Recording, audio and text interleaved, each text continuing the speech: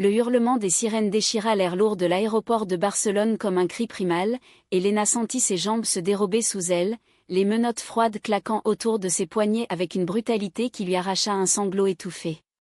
C'est une erreur. Je vous en supplie, regardez ce que j'ai dans mon sac, implora-t-elle d'une voix brisée, tandis que les agents de la sécurité, impassibles sous leurs uniformes sombres, fouillaient sans ménagement son bagage, leurs doigts gantés effleurant le tissu usé de son journal intime. Et là, au milieu du chaos des annonces en espagnol et catalan, un éclat de papier jauni glissa au sol, une lettre froissée, tachée d'encre et de larmes séchées, portant son nom et celui d'Ophélie, un nom qui, une fois lu à voix haute, fit blêmir l'officier en chef et propagea un murmure de stupeur à travers la salle d'interrogatoire. Les néons blafards de l'aéroport El Prat clignotaient comme des yeux accusateurs, projetant des ombres élongatées sur le sol carrelé où Lena était agenouillée, les genoux douloureux contre la froideur impersonnelle. Son cœur battait à tout rompre, un tambour de panique et de regret, tandis que l'agent principal, un homme trapu aux moustaches grisonnantes nommé Ruiz, dépliait la lettre avec une lenteur théâtrale. « Madame. Ou devrais-je dire, mademoiselle Lena Duval ? Cette correspondance semble compromettante, grommela-t-il en espagnol teinté d'un accent madrilène, ses yeux plissés scrutant les mots élégants tracés d'une plume française. Autour d'eux, les collègues en uniforme échangeaient des regards obliques, l'air chargé d'une tension palpable, comme si l'aéroport entier retenait son souffle. Lena releva la tête, ses yeux verts, héritage d'une mère bretonne qu'elle n'avait jamais connue, brillant d'un mélange de défi et de désespoir. Ce n'est pas ce que vous croyez. Lisez-la jusqu'au bout. Elle raconte tout. Ruiz hésita, puis commença à lire à voix haute, sa voix rauque contrastant avec la fluidité poétique du texte. Ma chère Ophélie, dans les ruelles ensoleillées de Barcelone, où les bougainvilliers percent les murs ocres comme des secrets trop lourds à garder, je t'ai trouvé ou plutôt, tu m'as sauvé de l'abîme que j'étais. Souviens-toi de ce premier regard, sous la pluie de la Rambla, quand tes boucles blondes cascadaient comme un torrent d'or sur ton manteau camel, et que j'ai su, au creux de mon ventre transi, que mon corps, ce vaisseau rebelle que j'avais reconquis pierre par pierre, n'était plus une prison mais un pont vers toi. Les mots s'envolaient, évoquant des images si vives que même les agents les plus endurcis semblaient captivés, leurs armes pendant oubliées un instant. Lena ferma les yeux, et le temps se plia, la ramenant en arrière, à ce Barcelona vibrant et impitoyable qui avait été le théâtre de leur amour, un amour lesbien, ardent, tissé de silences complices et de caresses volées, mais miné par les ombres du passé. C'était l'été 2023, et Lena, fraîchement sortie d'une transition qui l'avait laissée exsangue mais entière, avait fui Paris pour les côtes ensoleillées de Catalogne. À 26 ans, elle portait encore les cicatrices invisibles d'une famille qui l'avait renié, un père banquier parisien qui préférait feindre son absence, une mère disparue dans les brumes de la dépression. Son corps, maintenant aligné avec son âme, était un poème inachevé, mince, avec des courbes douces acquises au prix de hormones et de chirurgie, ses cheveux châtains effleurant les épaules comme une invitation à la tendresse. Elle s'était installée dans un petit appartement du quartier du Born, face à la cathédrale gothique, où les cloches sonnaient les heures comme des rappels de la fugacité du temps. Pour subsister, elle donnait des leçons de français aux touristes égarés, sa voix douce, légèrement voilée par l'émotion, captivant ceux qui cherchaient plus qu'une langue, une histoire. Ophélie, elle, était arrivée à Barcelone 2 ans plus tôt, chassée par un scandale journalistique à Lyon.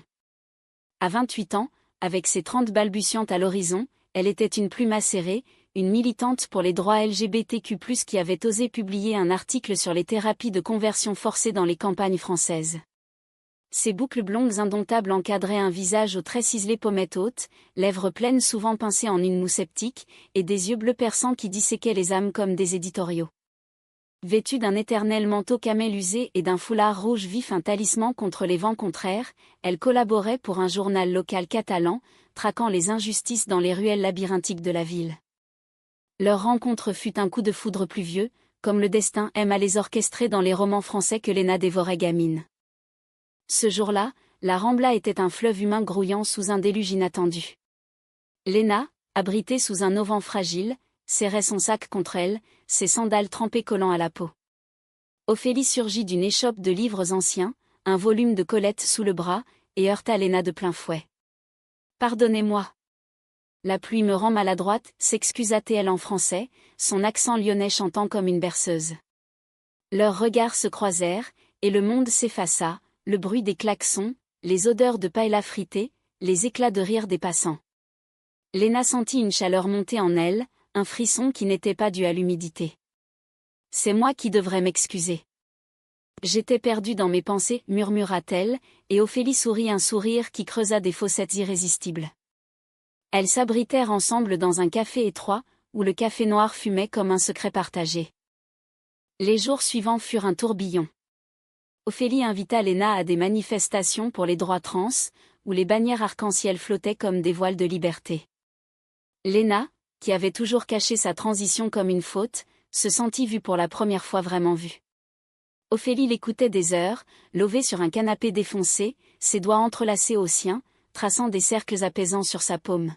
« Ton corps est une révolution, Léna. Ne le laisse pas au bourreau du passé, lui souffla-t-elle un soir, alors que la lune baignait leur lit d'une lumière argentée.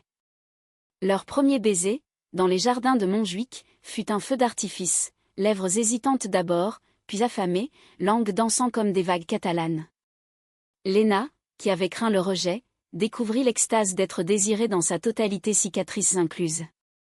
Mais l'amour, en Espagne, porte toujours l'ombre de l'histoire. Barcelona, avec ses mosaïques de Gaudí brisées par la guerre civile, murmurait des avertissements. Ophélie, hantée par son propre exil, confia à Léna son plus grand secret, un frère aîné, radicalisé par des groupes anti-LGBT, qui l'avaient traqué jusqu'en Catalogne. « Il veut me sauver, dit-il. Mais c'est moi qui sauve les autres, avoua-t-elle, les larmes coulant sur ses joues. Léna l'étreignit, promettant un rempart de chair et d'âme. Ensemble, elles construisirent un cocon, dîner aux chandelles dans des bodegas cachés, promenade main dans la main le long de la Barceloneta, où la mer Méditerranée chuchotait des promesses d'éternité. Ophélie écrivit un article sur Léna anonyme, mais inspiré, célébrant les femmes trans comme des phénix catalans. Léna, en retour, composa des poèmes pour Ophélie, des vers fluides qui capturaient l'essence de leur union. Tes boucles sont les vagues qui emportent mes doutes, ton foulard rouge, le drapeau de nos batailles. Pourtant, les fissures apparurent subtilement. Léna reçut une lettre anonyme, postée de Paris, ton père sait. Il arrive. Fuit ou affronte. Son passé l'a rattrapé, un héritage familial entaché par un scandale financier, où son père avait détourné des fonds pour sauver la face après le coming out forcé de sa fille. Léna avait fui sans un mot, emportant seulement ce journal intime, où elle consignait son amour pour Ophélie comme un talisman. Ophélie, sentant le trouble, pressa, « Dis-moi tout, ma chérie. Nous sommes plus fortes à deux. » Mais la peur paralysait Léna, elle se mura dans le silence, imaginant le pire, perdre Ophélie à cause de ses mensonges. Le conflit éclata un soir d'orage, dans leur appartement du Born. Ophélie rentra d'une manif, le visage écorché par les gaz lacrymogènes, et trouva Léna pliée en deux sur le sol, relisant la lettre menaçante. « Qu'est-ce que c'est ? Pourquoi tu me caches ça ?» hurla Ophélie, sa voix brisée par la trahison naissante. Léna sanglota, « J'ai peur, Ophélie. Mon père. Il pourrait tout détruire. Toi, nous. » Les mots jaillirent alors, un torrent de confessions, la transition solitaire, les nuits d'angoisse, le vol symbolique d'un bijou familial pour financer sa fuite. Ophélie, blessée, recula, « Tu doutes de moi ? Après tout ce qu'on a traversé ?» La nuit fut un chant de mine émotionnels, cris, silence, caresses hésitantes qui se muèrent en étreintes furieuses. Au matin, Ophélie partit pour un reportage à Madrid, laissant Léna seule avec ses démons. C'est alors que le passé frappa. Le père de Léna débarqua à Barcelona, non pour pardonner, mais pour accuser, « Tu as pris l'héritier ce collier de ta grand-mère. C'est du vol. » Il alerta les autorités, fabriquant une histoire de bijoux volés pour masquer ses propres fraudes. Léna, paniquée, décida de fuir vers la France, son journal intime rempli de lettres à Ophélie comme unique compagnon. À l'aéroport, le scanner détecta l'objet, le collier, caché dans une doublure, un geste impulsif de rébellion. Et ainsi, le cercle se refermait. Ruiz, de retour au présent, posa la lettre, son visage assombri. 7. Ophélie. Elle est impliquée ? Léna secoua la tête, un sourire amer aux lèvres. Lisez la fin. Vous comprendrez pourquoi je porte ça, pas pour voler, mais pour me libérer. L'officier russe plissa les yeux, reprenant la lecture d'une voix plus hésitante, comme si les mots d'amour lesbien de Léna, imprégnés d'une sensualité française raffinée, le déstabilisaient dans son uniforme rigide. Ophélie, ma flamme catalane, tes mains sur ma peau, ces mains de journaliste qui dénouent les mensonges du monde sont les seules à avoir effleuré les contours de mon être sans jugement. Souviens-toi de nos nuits dans les thermes romains du quartier gothique, où l'eau chaude nous enveloppait comme un cocon, et où j'ai murmuré contre ton cou, je suis à toi, corps transfiguré et âme intacte. Ton frère, ce fantôme haineux, a tenté de nous séparer, mais même dans la tempête, ton foulard rouge flottait comme un étendard de victoire. Les agents autour retinrent leur souffle, un jeune recrue, une femme aux cheveux courts, rougit imperceptiblement, touchée par l'évidence de cet amour pur, loin des stéréotypes qu'on leur serine dans les briefings. Léna, les menottes mordant ses poignets délicats, revécut ces termes enfouis sous la ville, l'air chargé de vapeurs sulfureuses, les mosaïques antiques craquelaient témoignant d'amour interdite depuis l'Empire romain. Ophélie l'y avait emmené après leur première dispute, un geste de réconciliation. Laisse l'eau laver nos peurs, avait-elle susurré, dénudant Léna avec une révérence presque sacrée. Leurs corps s'entrelacèrent dans la chaleur bienfaisante, peau glissante se cherchant dans l'obscurité bienveillante. Ophélie, avec sa force tranquille, traça du bout des doigts les lignes subtiles des cicatrices de Léna, ses marques de transition comme des médailles d'honneur.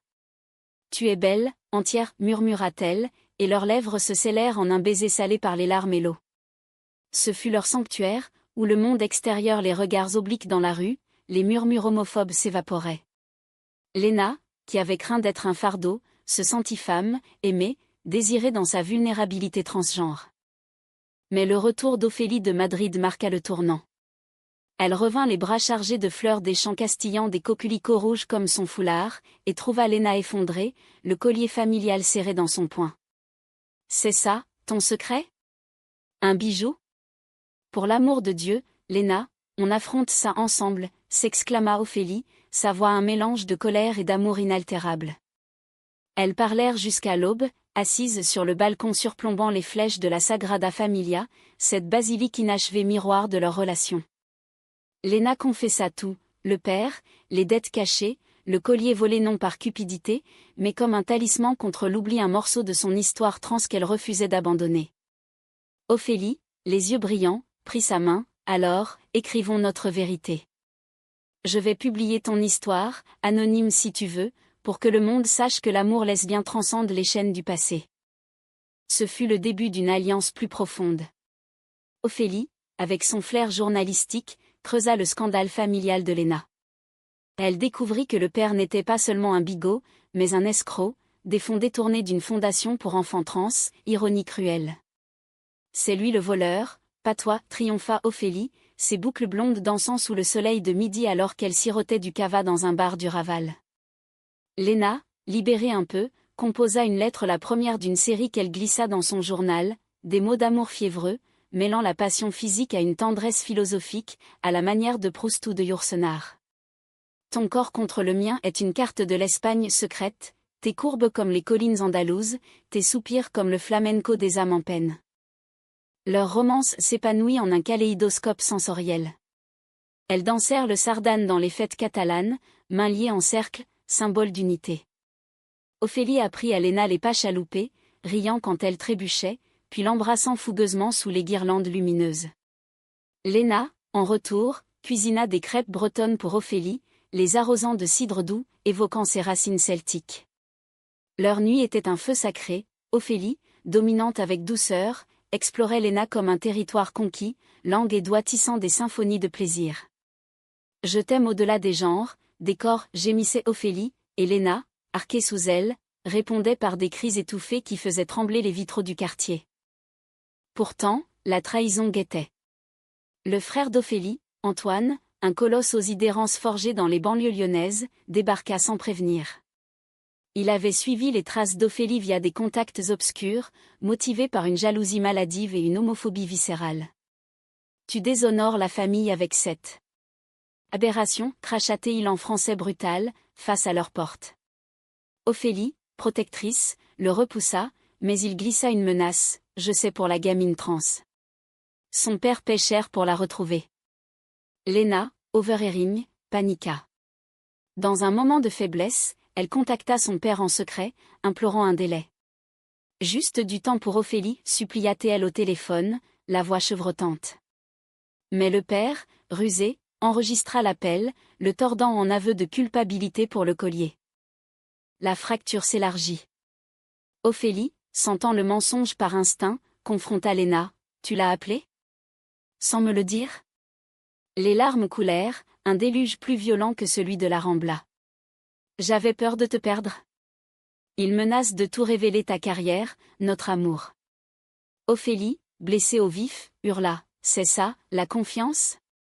Tu me trahis pour ces fantômes ?» Elle partit pour une semaine, prétextant un reportage à Séville, laissant Léna seule avec le poids de sa culpabilité. Dans l'isolement, Léna noya son chagrin dans l'écriture, des pages et des pages pour Ophélie, des confessions d'amour mêlées à des regrets, pliées dans le journal comme des prières païennes. De son côté, Ophélie, dans les ruelles andalouses aux azulejos bleus, réfléchit. Elle rencontra une activiste locale, une lesbienne septuagénaire survivante du franquisme, qui lui rappela « L'amour vrai est une lutte, pas une reddition ». Ophélie écrivit un brouillon d'article, non sur le scandale, mais sur leur histoire, un plaidoyer pour l'amour translesbien en exil. À son retour, elle trouva Léna sur le balcon, les yeux rougis, le collier autour du cou comme un nœud coulant. « Pardonne-moi, murmura Léna. Ophélie l'étreignit, leur corps se moulant en un pardon muet. On affronte ça. Ensemble. Mais le destin, capricieux comme un vent levant, en décida autrement. Le père de Léna, allié à Antoine dans une alliance toxique, alerta les autorités espagnoles. Accusé de vol international, le collier étant classé bien culturel, Léna fut sommée de comparaître. Ophélie, furieuse, lança une enquête parallèle, mais le frère d'Ophélie, dans un acte de vengeance suprême, sabota ses efforts. Il falsifia des preuves, insinuant que Léna était une escroque trans profitant d'Ophélie. La trahison frappa Ophélie comme un poignard, son propre sang, son ennemi.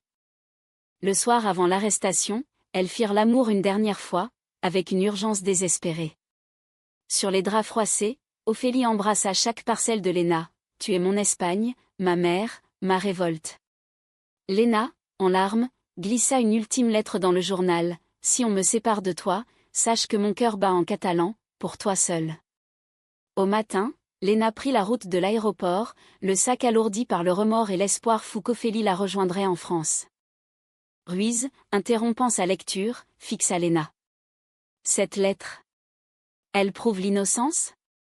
Ou l'amour ? Léna sourit faiblement. Les deux. Et ce que vous avez trouvé dedans choquera votre monde, pas un crime, mais une vérité humaine. Dans la salle d'interrogatoire aux murs beiges impersonnels, où l'odeur de café rance se mêlait à celle de la sueur anxieuse, Ruiz poursuivit la lecture, sa voix gagnant en gravité, comme s'il récitait un verdict shakespearien adapté au drame contemporain. Ophélie, quand Antoine a frappé à notre porte, son ombre haineuse étirée comme un spectre franquiste, j'ai vu en lui le reflet de tous les pères qui renient leurs filles trans. Mais toi, ma lionne lyonnaise, tu l'as tenue en respect d'un seul regard, ton foulard rouge claquant comme une cape de torero. Cette nuit-là, après son départ, nous avons pleuré ensemble sur le sol du Born, nos corps enlacés en un rempart contre la nuit. Ton amour m'a guérie, m'a rendue entière une femme lesbienne, fière, aimante. Un silence tomba, lourd comme la Méditerranée en hiver, la recrue aux cheveux courts essuya discrètement une larme, et même Ruiz, cet homme de loi endurci, déglutit avec peine. Léna, sentant le poids de leur jugement s'alléger, poursuivit mentalement le fil de leur saga, ce roman vivant qu'était leur vie à Barcelona. Après la confrontation avec Antoine, leur relation entra dans une phase de résilience farouche. Ophélie, blessée par la trahison fraternelle, décida de couper les ponts. Il n'est plus mon sang. Toi, tu le es. Elles renforcèrent leur défense des soirées avec des amis de la communauté queer, dans des bars du Exemple aux néons arc-en-ciel, où les rires fusaient comme des bulles de cava. Léna, encouragée, commença à partager son journal avec Ophélie, des extraits lus à voix haute, sous les étoiles du parc de la Ciutadella, où les pans criaient des éloges nocturnes. Ophélie, émue, répondit par des chroniques radiophoniques anonymes, diffusées sur une station locale, célébrant l'amour invisible des femmes qui s'aiment au-delà des normes. Leur intimité physique s'approfondit, des explorations lentes, Ophélie utilisant des jouets tendrement choisis pour honorer le corps de Léna, des massages aux huiles d'olive catalanes qui se muèrent en extase partagée. Ton plaisir est ma carte au trésor, chuchotait Ophélie, et Léna, abandonnée, criait son nom comme une prière païenne.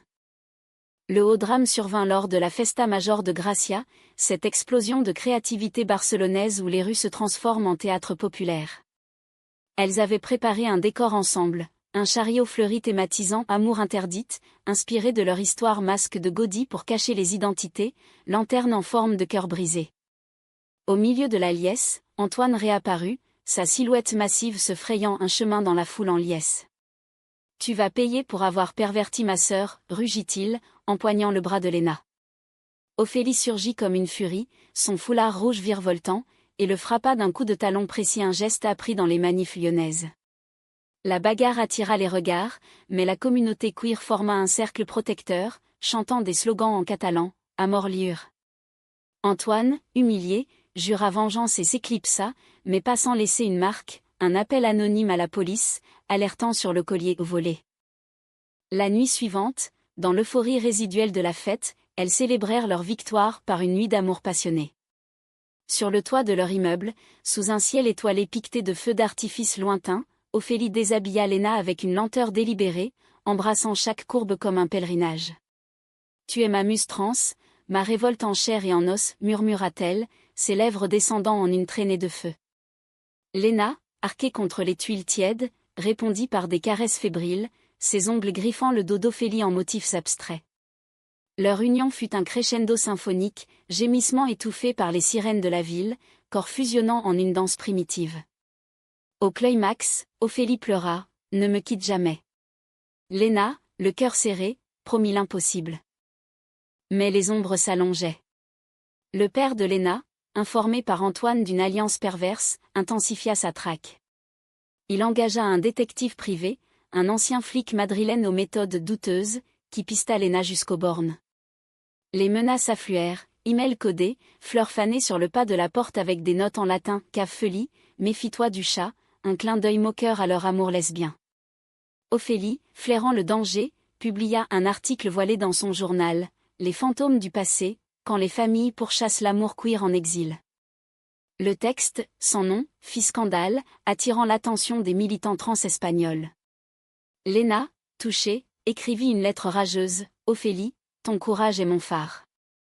Mais si mon père gagne, sache que je t'aimerai d'outre-tombe, comme les amantes de Lorca. » Le point de non-retour fut une confrontation familiale forcée. Le père de Léna, un homme sec aux lunettes cerclées d'or, atterrit à Barcelona et exigea une rencontre dans un hôtel du Passec de Gracia, clinquant et froid comme son cœur. Ophélie insista pour accompagner Léna, « C'est notre combat. » Dans le lobby au lustre cristallin, le père toisa sa fille, « Tu n'es pas ma fille. » Rend le collier, et disparaît. Léna, tremblante, sortit l'objet, un pendentif en or gravé d'un lys, symbole transfiguré de pureté. « C'est mon héritage, pas ton butin. » Ophélie intervint, sa voix ferme, « Monsieur Duval, votre haine est un crime plus grand que tout. Léna est une femme, et notre amour, une force que vous ne briserez pas. » Le père ricana, « Deux folles. J'appelle la Guardia Civile. » La trahison culmina quand Antoine, infiltré, vola le téléphone d'Ophélie pendant une distraction, envoyant des messages falsifiés à des contacts militants. Ophélie renie Léna. C'est une imposture. La communauté se divisa, des murmures de doute s'insinuant comme du poison.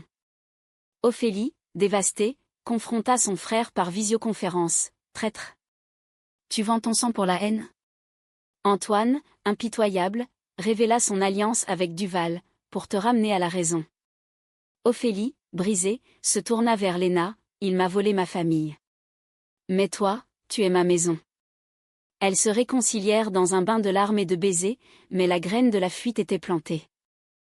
Léna décida de quitter l'Espagne, emportant le journal comme preuve de leur amour et du collier, pour le rendre en personne à Paris, prouvant son innocence. « Rejoins-moi là-bas.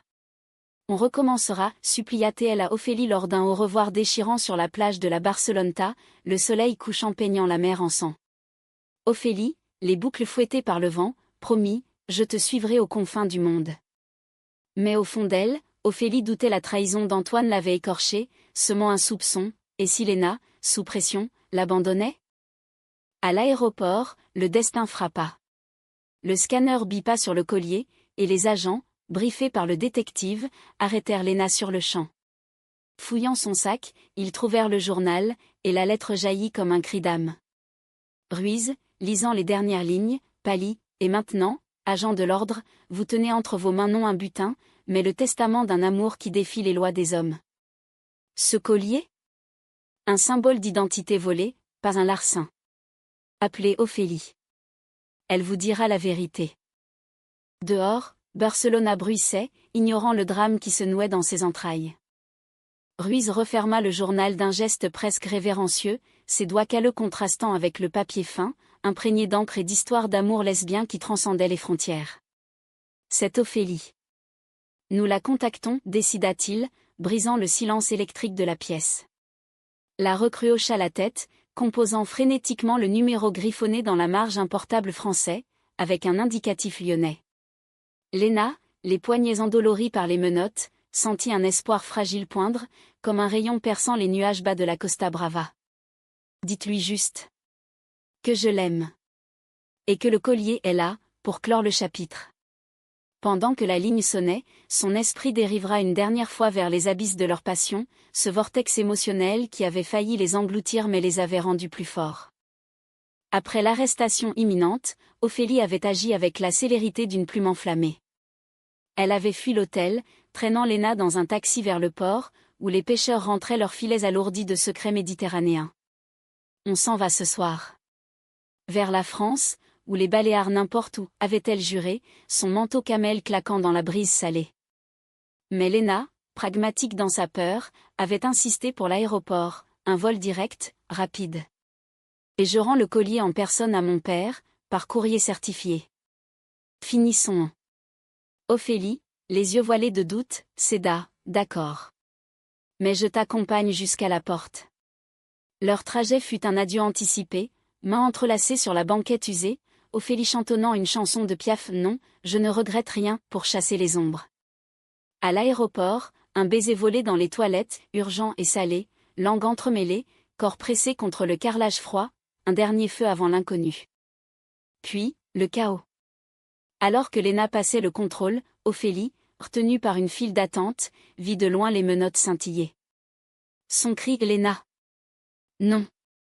Se perdit dans le brouhaha, mais elle chargea, bousculant voyageurs et agents.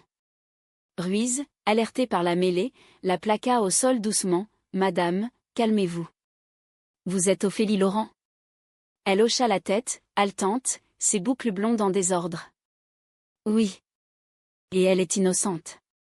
Lisez ce qu'elle porte, c'est notre histoire. » Ruiz, intrigué par la ferveur de cette femme au foulard rouge, fouilla le sac sous ses yeux.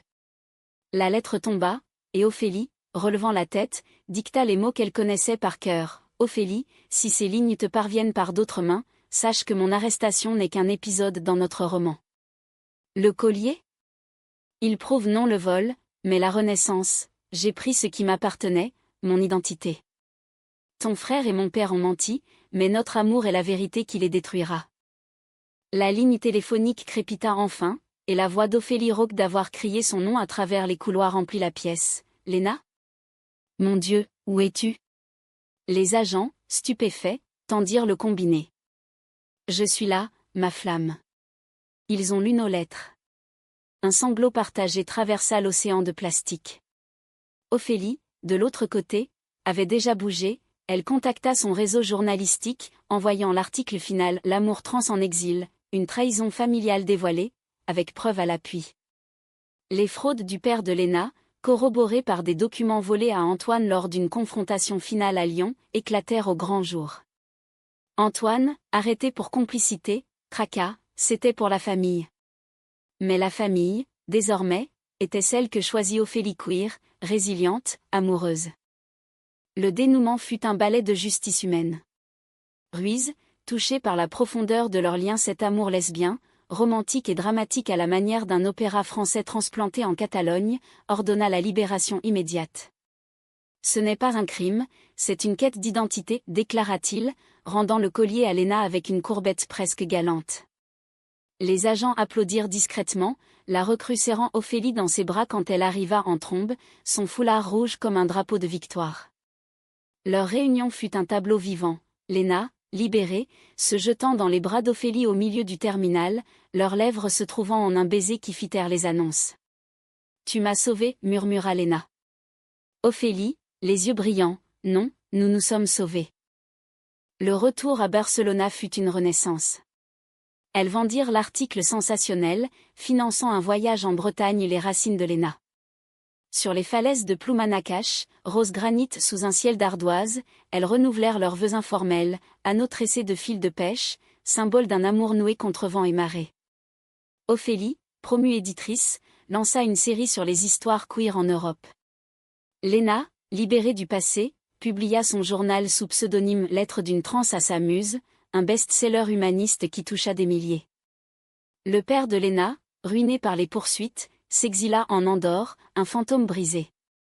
Antoine, en thérapie forcée, écrivit une lettre d'excuse, « J'ai confondu haine et amour ».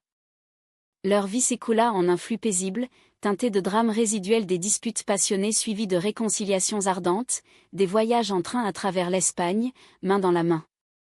Une nuit, dans leur appartement rénové du Born, Ophélie glissa à l'oreille de Léna, « Et si on adoptait ?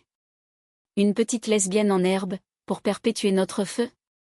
Léna, riant à travers les larmes, acquiesça, « Oui, construisons une famille à notre image libre, aimante, transfigurée. » Ainsi, dans les ruelles ensoleillées de Barcelona, où les bougainvilliers fleurissent encore comme des secrets trop lourds à garder, Léna et Ophélie vécurent non pas heureuses à jamais, car l'amour est une lutte éternelle, mais entière, humaine, dans une tendresse qui défiait les mondes. Et le collier, rendu à un musée comme don anonyme, devint un talisman pour d'autres âmes en quête, preuve que l'amour, même trans et lesbien, choquait le monde pour mieux le guérir.